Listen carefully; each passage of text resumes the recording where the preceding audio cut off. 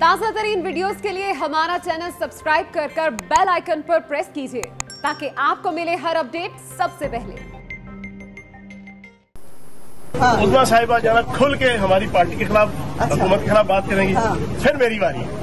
मैं जनाब बेनजीर पार्टी के मामला जनाब, ठीक है ना? जवाब नहीं हो, जवाब नहीं होगा। वो इस वजह से नहीं होगा। ये बता दें आप इकट्ठी क्यों नहीं करना चाह रहे? ये इस्तीफा दे दे हुकूमत से। मैंने ये रखा, ऑपोजिशन की ऑफर करवाइए आप। ऑफर बड़ी अच्छी है इनकी, बहुत मेहरबानी, लेकिन गुजारिश सुन लें।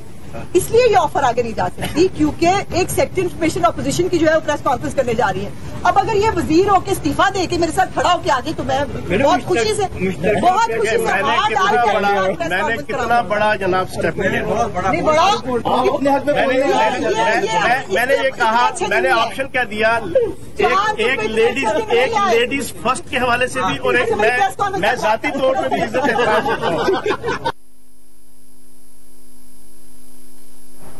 उस्मा साहिबा जरा खुल के हमारी